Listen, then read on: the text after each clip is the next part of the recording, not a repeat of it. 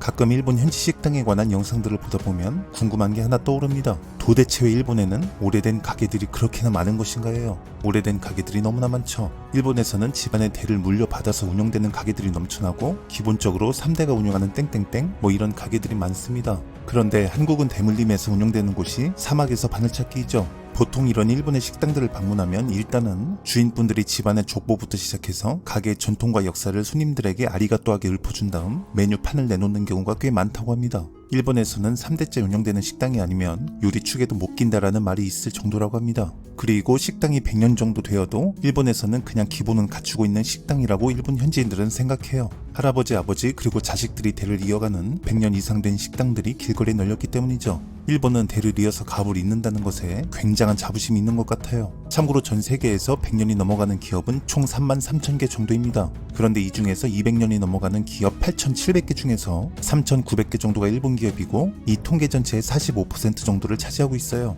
참고로 한국 같은 경우는 100년이 넘은 기업이 총 8개인데 그 중에서 가장 오래된 기업은 바로 1896년에 포목가게 상점으로 시작을 한 두산 기업입니다. 두산이 대한민국에서 가장 오래된 기업입니다. 어찌됐든 이렇게 일본에서 3대가 이어서 운영하는 식당들이 한국보다 훨씬 많은 이유는 한국은 혈연에 대해 중요시하고 일본은 계보를 중요시하기 때문이에요. 우리는 집안이라는 의미를 유전자를 공유하는 혈연 집단의 의미로 생각하는데 일본은 집안이라는 의미를 가업이나 가문의 전통성을 이어가는 구성원 집단의 의미로 본다는 겁니다. 더불어 한국은 일본보다 산업화와 도시화가 빠르게 진행되어서 선택권이 점점 늘어나니까 전통적인 가업 기반이 줄어들었고 아울러 한국은 일본보다 교육열이 높아서 자녀들이 가업을 이어받기보다는 새로운 직업을 선택하는 경우가 많아서 그런 것이고 또한 한국은 일본보다 노동시장이 유연해서 가업을 이어가기보다는 취업을 알아보는 경우가 많아서이죠. 이러다 보니까 일본이 더 자연스럽게 가업 지원 제도가 더 활성화되고 커져갔던 것이고 이러한 이유로 일본이 한국보다 가업을 이어가는 가족이나 가게들이 많은 겁니다. 그런데 최근 일본에서는 끈기와 성실함이 부족해진 젊은 층들이 가업을 잇지 않으려는 성향이 점점 강해지는 추세라고 하네요. 현재 전 세계 특히나 아시아에서 끈기 성실함의 민족을 꼽으라고 하면 단언코 한국인입니다. 한국인을 빼놓으면 이건 말이 안 되는 것이죠. 그런데 이 한국인 아저씨의 끈기는 정말 혀를 내두를 정도예요. 일본에게 우리 한국에도 3대째 가업을 잇는 집안은 많다라고 말하듯이 3대가 끈기와 성실함으로 버텨서 현재 노력의 결실을 맺으면서 빛을 발하며 인정을 받고 있다는 소식인데 신만이라는 뜻은 산에서 산삼을 찾거나 캐는 사람들을 말하는 것이죠. 그런데 일제강점기 시대 때 한국 신만이 분들께서 그렇게 고생을 많이 하셨다고 합니다. 그리고 독립을 위해서 독립운동가 분들을 뒤에서 조용히 매우 기발한 방법으로 도왔다고 하는데 과연 이 기발한 방법은 무엇이고 어떻게 도운 것일까? 일제시대 때 신만이 분들이 3개월 동안 고생 있는 고생 다 해서 힘들게 산삼을 캐서 내려오면 일본 관리 측이 모든 산삼을 약탈해 가는 일도 많았다고 합니다.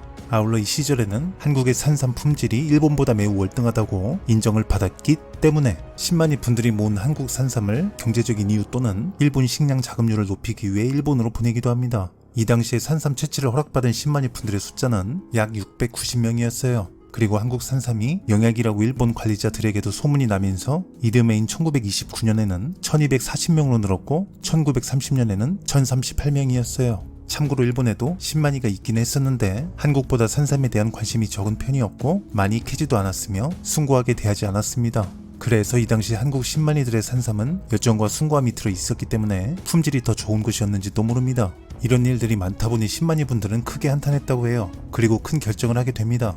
우리의 노력을 엄한 데 낭비하지 말고 독립을 위해 사용하자고 말이죠. 참고적인 이야기를 잠깐 해보자면 이 당시 한국, 중국, 일본 중에서 한국 신만이 분들이 가장 숭고한 신만이로 평가받고 있었어요. 조선시대에는 직업적인 신만이 분들이 따로 있었던 것은 아닙니다. 그냥 산 근처에 사는 사람들이라면 누구라도 캘 수 있었고 산삼에 대한 관심이 있으면 채취할 수 있었기 때문에 옛날에는 그들을 직업적 신만이들이라고 부르지 않았어요. 그런데 어느 순간부터 산삼이 불로장생의 영약이라고 조선 전체에 소문이 나기 시작하죠. 그래서 많은 분들이 너무 많이 채취를 하게 됐고 산삼은 점점 희귀해집니다. 그래서 이때부터 전문적이면서 직업적인 신만이라는 분들이 각 지방마다 생겨나기 시작했던 것이고 그래서 이때부터 조선에서는 채삼꾼이라고도 부르면서 조선 기관 호족부의 명단을 기재하기 시작했고 그래서 조선은 엄격하게 산삼 관리에 들어가게 됩니다.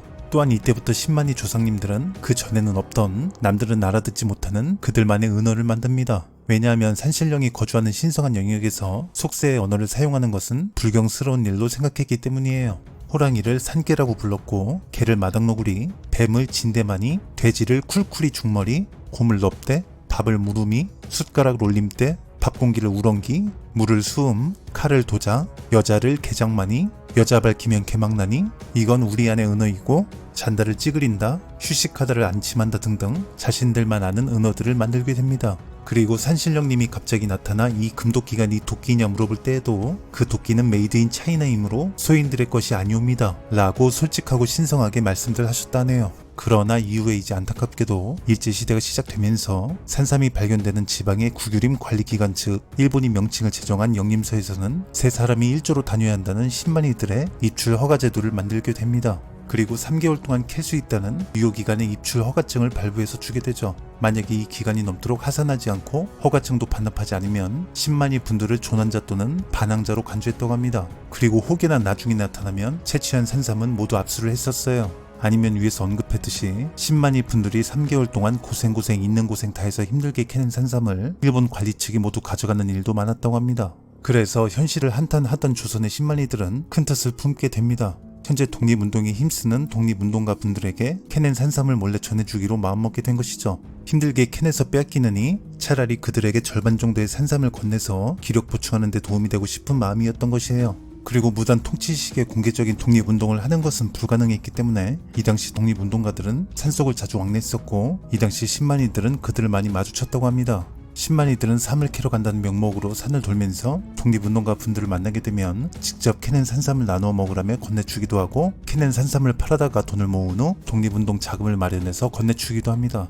그리고 독립운동가들의 운동 관련 정보가 담긴 서신들을 신만이들이 대신 산을 돌면서 다른 지역 운동가들에게 건네주기도 하면서 이렇게 독립군 서로가 연락을 주고받는 역할을 대신하기도 했었어요. 산속에서 모든 운막집에 운동가들을 숨겨주기도 하고 비좁지만 재워주기도 하면서 독립운동을 조용히 산속의 쥐도 새도 모르게 여러 다양한 방법을 통해 도와주기 시작합니다. 그리고 꿈에 그리던 광복을 맞이합니다. 그리고 산삼 채취 허가 제도도 당연히 없어졌고 자유롭게 채취할 수 있었으며 이때부터는 10만이 분들이 몇 분인지는 통계 숫자를 낼 수 없게 되죠. 한국 독립을 위한 좌전 고개 만세 운동이 있었던 이곳 용인시의 백안면에는 이 지역에서 유명한 봉이산이라고 있습니다. 이곳에서도 예전에 10만이 분들께서 산삼을 캐며 독립운동가 분들을 도와주셨는지도 모릅니다. 그리고 2023년 현재 이곳 봉이산에서는 10만이었던 장인어른의 산삼 소규모 재배지를 이어받아 아들, 딸 사위를 밑에 두고 3대에 걸쳐 산삼을 재배하고 있는 백안면 50년 토박이인 어느 남성이 있어요. 이분의 성함은 박세자 봉자입니다. 1997년쯤에 약 1만 평 규모의 산삼 재배를 하게 됐고 그렇게 온 힘과 땀을 쏟으면서 정확히 26년 만에 1만 평에서 23만 평으로 크게 키워냈고 백안면 근처에서는 끈기와 성실함의 대명사가 돼버립니다. 전국에서도 손에 꼽히는 규모의 산삼 재배 지역을 바라보면서 그는 꿈을 이뤄냅니다. 그리고 진짜 사서 고생한다는 말이 무엇이냐면 이걸 또 무농약, 무화학비료, 무살충제로 키워냅니다. 세봉 아저씨가 말하길 날것의 산양 산삼은 보통 5월부터 7월 초까지 줄기와 잎이 자라고 열매가 맺히는데 이때 싹대가 달려있고 잎사귀와 줄기는 화학비료 및 농약을 사용하지 않을 때 섭취할 수 있다고 말하죠. 저도 귀한 산삼 즉 산에서만 자라는 산양삼을 가족 및 지인들이 가끔 챙겨주면 꿀에 찍어서 먹고 하는데 이게 일반 스틱 제품들 100개를 먹는 것과는 차원이 다른 어떤 산의 기운을 같이 씹어 먹는 느낌이 들어서 저는 개인적으로 직접 씹어서 본래 그 산삼 자체의 기운을 느끼는 것을 개인적으로 좋아합니다. 참 묘한 게 뭐냐면 보통 완제품을 바꿔낼 때는 감흥과 감동이 좀 덜한데 날것의 생생한 산삼을 깨끗한 이끼 속에서 꺼내서 씹을 때 벌써 냄새에서부터 건강함이 느껴지며 선물 주신 분들이 더 한동안 오랫동안 기억에 남아요. 이 자체가 그냥 하나의 산의 기운이라서 그래요. 그런데 우리 세봉 아저씨가 또 사모님에게 매를 버는 공구를 진행하신답니다. 기껏 힘들게 키웠는데 이렇게 퍼주면 뭐가 남느냐며 한 소리 들은 우리 세봉 아저씨 복 받으실 겁니다.